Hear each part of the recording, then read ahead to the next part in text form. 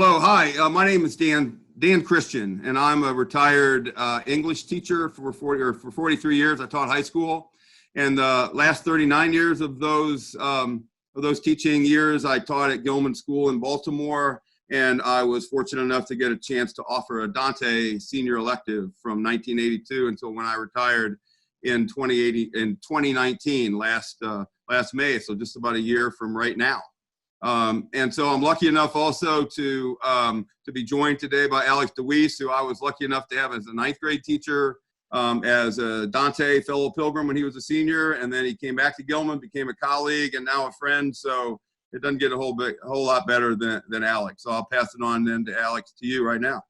Yeah, I'm Alex DeWeese. I'm glad to be here with Dan talking about Canto 2. I currently teach ninth grade physics and 10th grade chemistry at Gilman, and it's still there today. And just gave my final exams yesterday for both physics and chemistry. So the year's winding up now remotely, and I'm excited to kind of celebrate that by discussing Canto 2.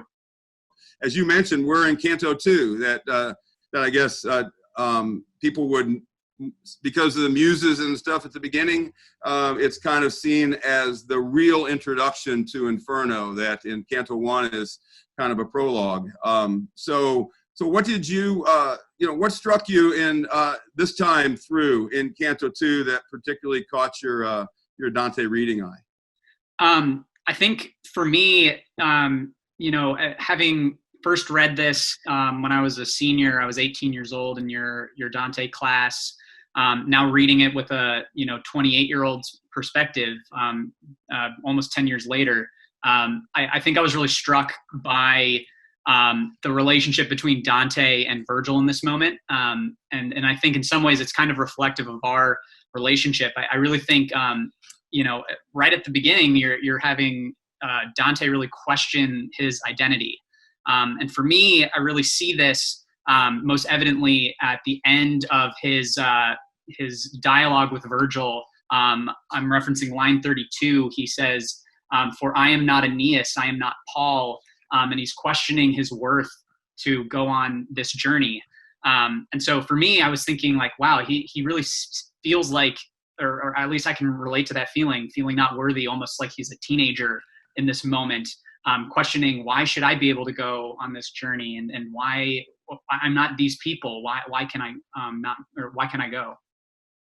Yeah, and it is kind of interesting that you even, very interesting and well said that you mentioned that, because there's a kind of, I heard this phrase once, that people are often guilty of terminal uniqueness, where it sounds really, really humble, because he says that, he's not one of the favored ones, right? He's not Aeneas, he's not Paul, therefore he doesn't even think he has the right to go. And he even says in line 32 that, I'm not Paul, I'm not Aeneas in 31.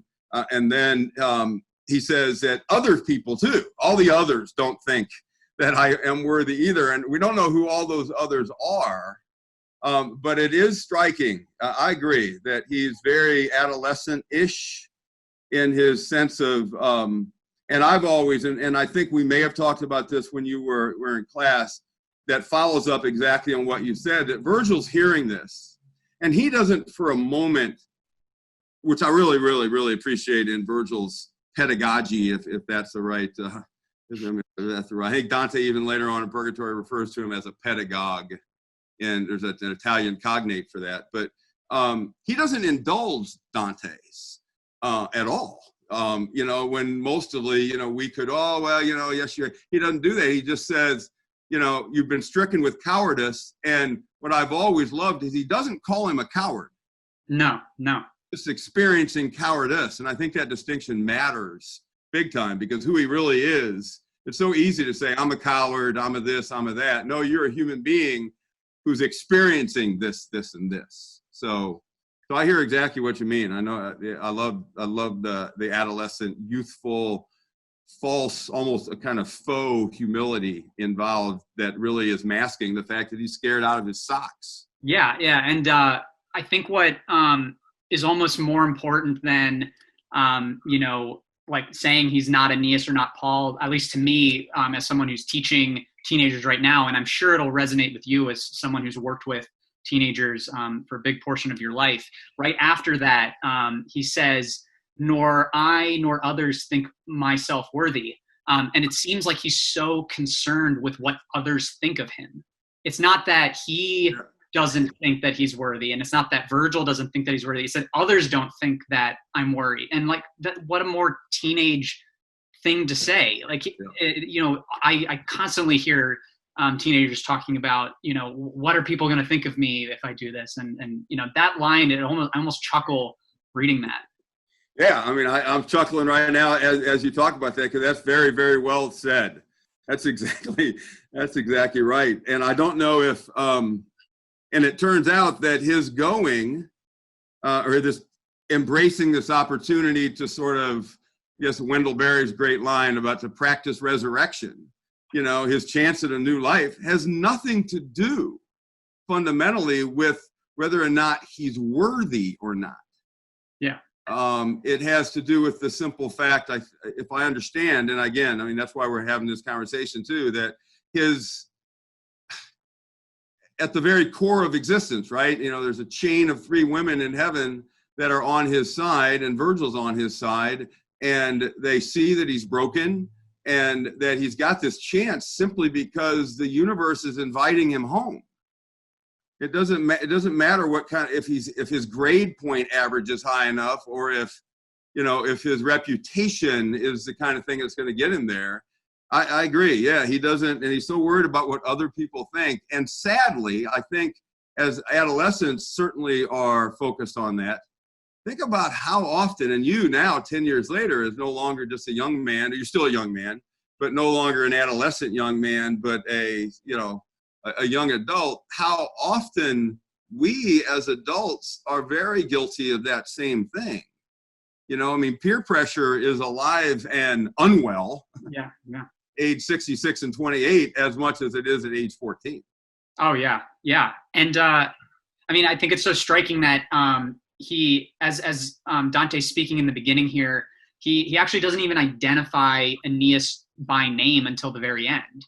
I mean, which makes me really think about how important identity is here. And it again, sort of humorous. In line 13, he says, "You say that he who fathered Silvius," almost referring to Aeneas as like, oh, it's Silvius's dad. Like, he is more of a peer to Silvius than he is to Aeneas. And it just shows how, Dante is just he's not confident at all in himself in this moment.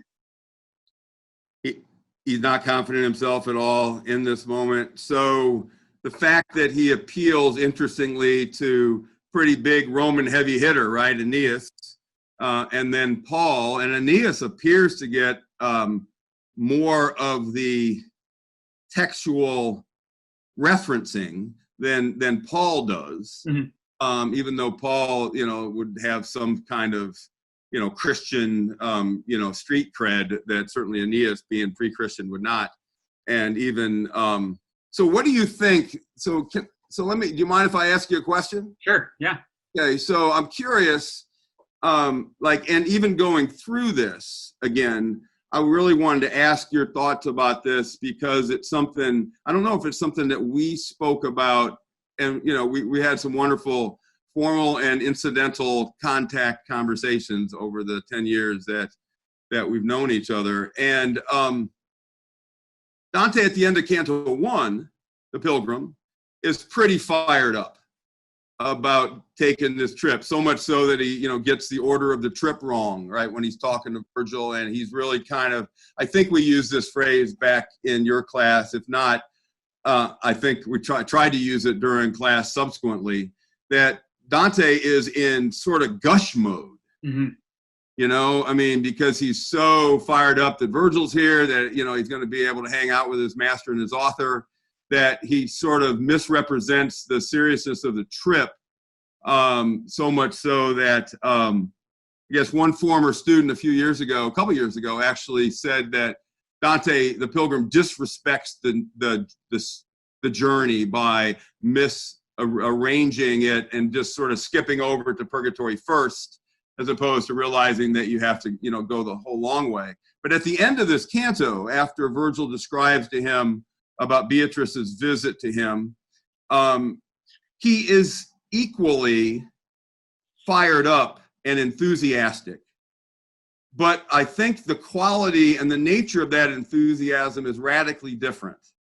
And I wonder if that A, rings true to you, and B, what do you think that means about Dante's potential mindset as he begins to make this journey for real?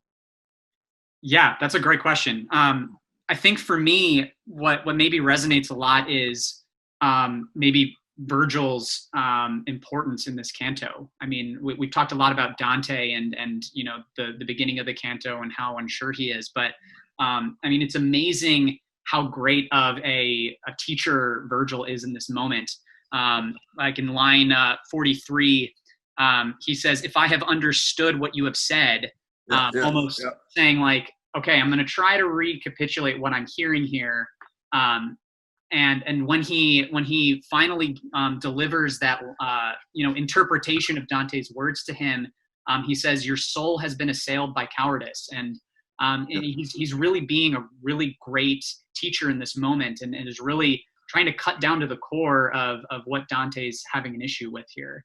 And so I think maybe some of that enthusiasm is coming from, you know, realizing that, you know, Virgil really is coming here to help him. He's here to guide him through this journey, and here to be, you know, a caring and loving teacher. And you know, I can say that as someone who was in your class, you know, having that guide that you can trust and that you can rely on really makes you that much more enthusiastic for the journey that you're going on. And I think that's why I had such a great experience in your class, both as a freshman and as a senior. So, and do you think that I heard a phrase once at an academic or an academic, you know, school workshop thing that I understood, I think, and I wanted to appreciate the content of it, but the phraseology of it kind of drove me nutty. Excuse me. Just like, you know, the scene you just described there, just beautifully identified that when Virgil said, "If I've understood what you've said," and then he's able to, you know, peel away the layers of nonsensical fog away and get to the very core, right, of what's bothering Dante. Because the Dante, and I was reading something last night too, you know, that Dante the Pilgrim is often referred to, you know, obviously inappropriately in literary terms, as the protagonist, right, of the story. And terms like that, which I completely understand, but from my own personal experience of reading this story, where when Dante talks about it being our life at the beginning, it always seemed to me that when we referred to the pilgrim as the protagonist, it was like we were not treating the story as a living, breathing thing, but we were performing an intellectual autopsy on it.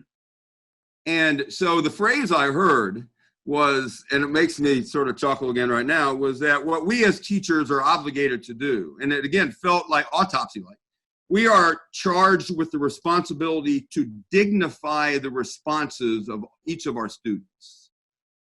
And I know what it means, because Virgil's dignifying Dante's experience there, but he's not sort of treating Dante as a clinical case study.